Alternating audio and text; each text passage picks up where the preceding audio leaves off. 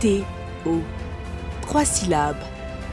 Patéo, un nom qui rythme la mode africaine depuis 5 décennies. 50 ans à couper, à coudre et à habiller des clients anonymes, mais aussi connus.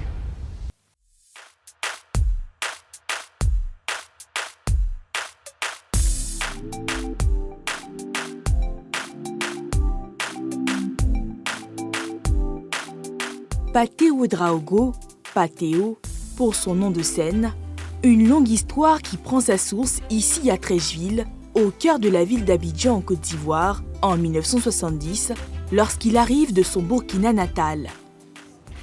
On est à l'avenue 6, et là c'est la rue 17. Ici c'est la rue 16, rue 15 Barré. Et l'autre côté c'est la rue truc qui est là. Hein? Bonjour, ça va bien? Tout va bien? Ça va. Dans cette rue qu'il continue de fréquenter, il embrasse le métier de couturier auprès de son maître Gaoussou Bakayoko. C'est là l'atelier, c'est là qu'on a commencé. Ouais, c'est ici. Et quand, je m'excuse, voilà. Et c'est devenu un endroit où on vend le café, des choses comme ça. Voilà, hein. Maintenant, vous connaissez des clients, c'est des élèves qui sont là. Voilà, ici, on montait, c'est-à-dire, on montait ici, c'est là. On montait là. Hein? On montait, voilà. On montait. Et ça, les machines étaient en haut là. C'était là les machines. Voilà. Hein? On a commencé vraiment ici. Et ça paraît petit, mais à l'époque, c'était suffisant. On était même content d'être là. Ouais. Patéo commence à se faire un nom ici au début des années 80. Ça va bien? Ça va. Ok, ça va. Ça marche quand même. Ok, merci. Alors donc, la vie c'est ça, hein. Moi j'ai vécu ici, j'ai fait tout mon enfance ici. Voilà, et puis bon, si Dieu fait que ça marche pour vous, c'est comme ça. C'est évolutif, on va continuer comme ça. Okay. Ici, Patéo est une véritable star.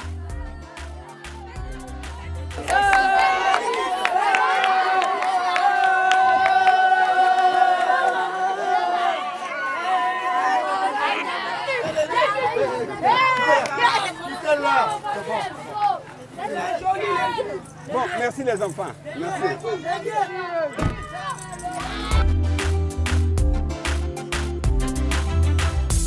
De fil en aiguille et contre le destin, l'homme de 71 ans acquiert une notoriété dans la mode.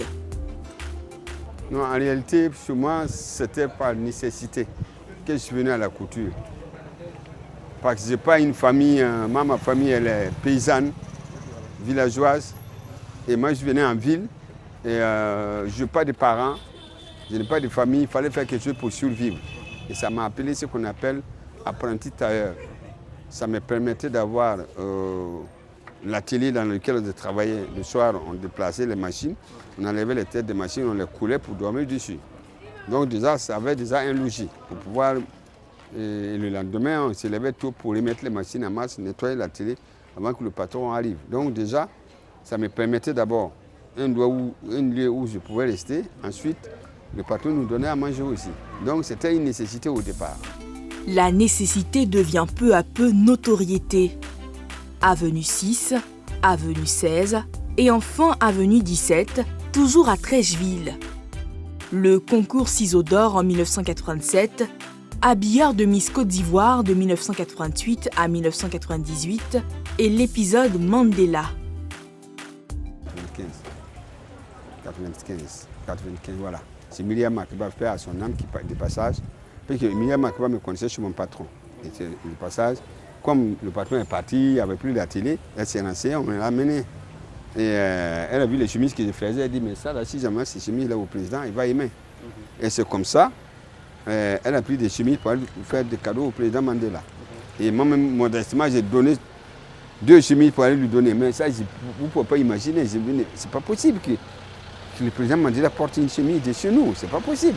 J'imaginais même pas, je le voyais comme un blanc. Un coup de publicité de Nelson Mandela qui vaudra à Patteo le surnom d'habilleur de président. Et en poussant la porte de sa boutique de l'avenue 17, les murs sont pleins de souvenirs présidentiels. Vous allez bien? Oui, ça va. Ah, ok. Moi, j'ai la chance alors. Ouais, on est là. Bonjour. Ça va bien? Ah, la photo. Au bout d'abord deux. Je sais que le président Alassane m'a dit au moins plus de 3 fois, quand est-ce que tu vas me faire des chemises Mandela? J'ai répondu, non, je vais vous faire des chemises personnalisées, monsieur le président. Mandela, lui, m'a dit que l'Afrique de demain appartiendrait aux créateurs de richesses. Je lui ai demandé, mais créateur de richesses, c'est quoi? Il dit non. Par exemple, tu donnes un morceau de bois à un menuisier. Tu lui donnes le temps et tu transformes ce morceau de bois-là en quelque chose de vendable ou qui peut servir.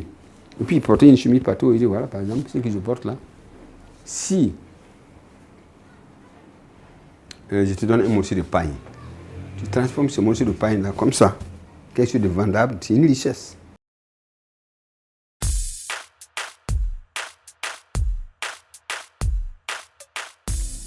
C'est à son atelier, à 2 pas de la boutique, que la magie Patteo opère. Des petites mains donnent vie et forment au tissu.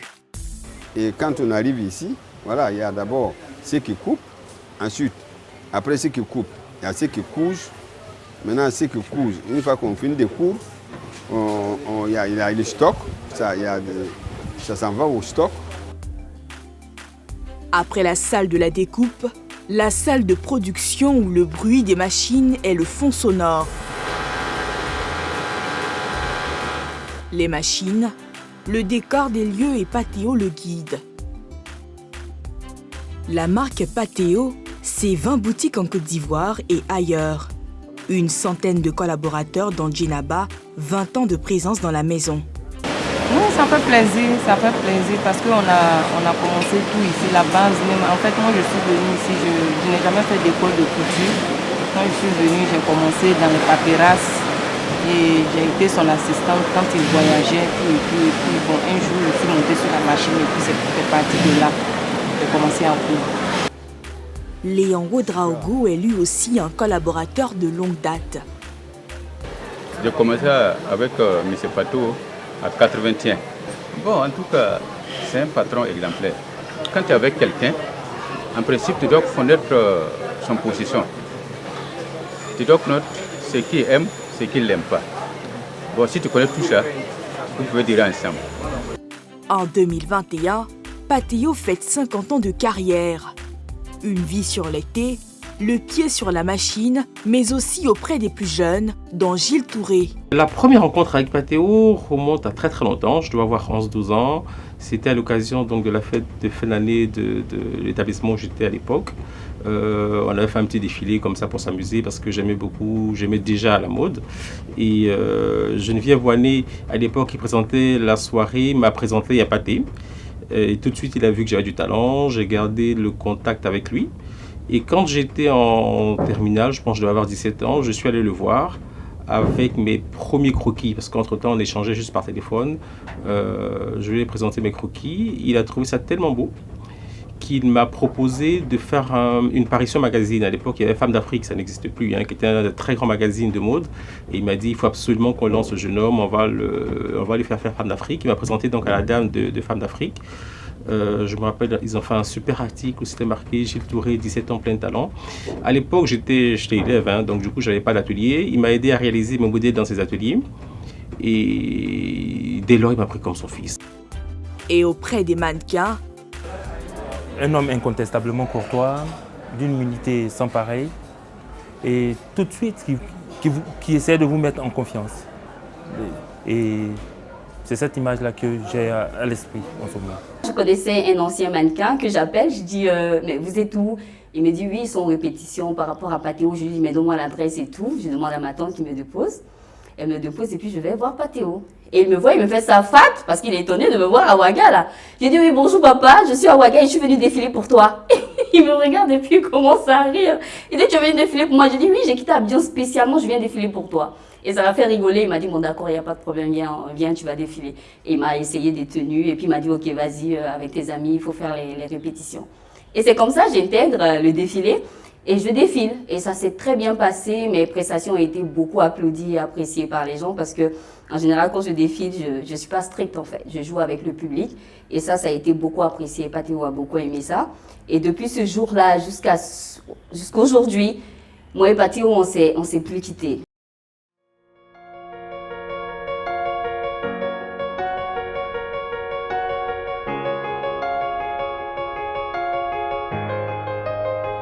« 50 ans de carrière à célébrer pour Patéo sur 6 mois en Côte d'Ivoire et en dehors. Avec pour point de départ une conférence de presse en ce mardi 18 mai 2021. Au cœur des échanges, la marque Patéo, le styliste Patéo, la fondation Patéo et un livre biographique intitulé Patéo, de fil en aiguille, sous la plume du journaliste écrivain Cheikh Ivan. De ses confidences et de bien d'autres choses, il en parle dans son bouquin. Il parle aussi de sa vision. Et j'ai beaucoup aimé la question de la jeune journaliste qui se posait la question de l'après-Patéo. Qu'est-ce qu'il adviendra de l'œuvre de Patéo? Dans une interview confession qu'il m'a accordée le 19 mai 2019, il en parle aussi dans cet ouvrage. Pour Patéo, il faut bien sûr aller au-delà de la célébration.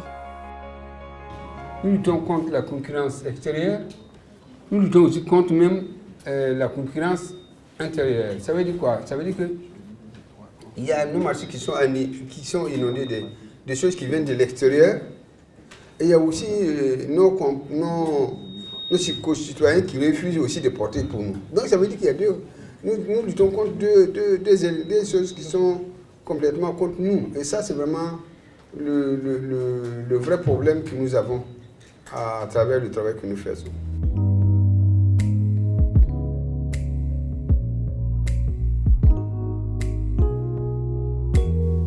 Pour célébrer ses 50 ans derrière la machine à coudre, Patéo a tenu à marquer le coup par une soirée haute en couleurs, comme ses étoffes, à son nouveau siège de Cocody Riviera.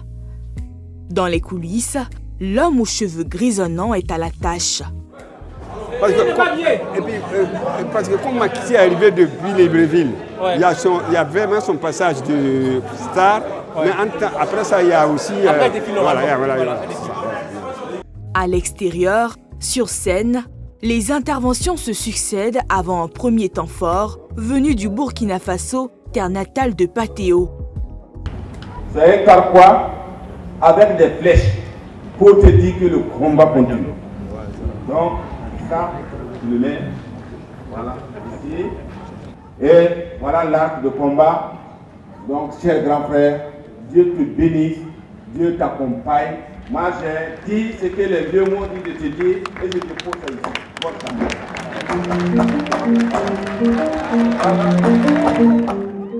Et comme tout en symbole, une décoration au grade d'officier dans l'Ordre national de Côte d'Ivoire.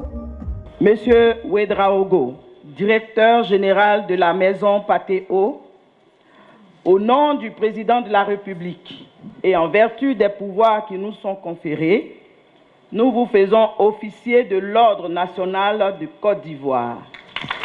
Les membres du gouvernement vont rejoindre donc leurs consoeurs. Admirez la médaille. Cette soirée est la parfaite occasion d'ouvrir officiellement la maison Patéo.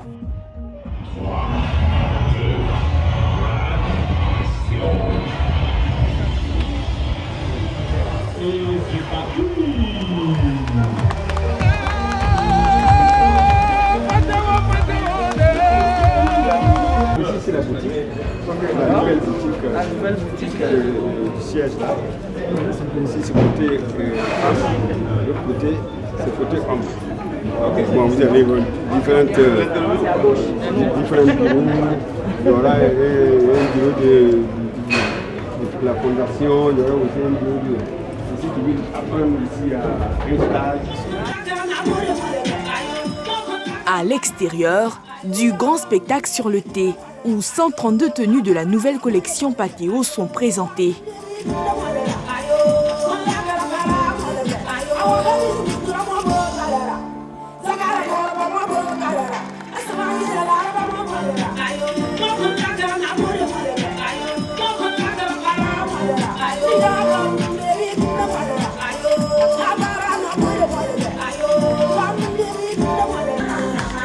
Pour l'événement, Patéo a remis au goût du jour ses premières égéries.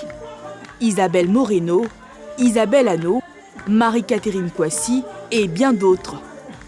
Au rendez-vous du charme, de l'élégance.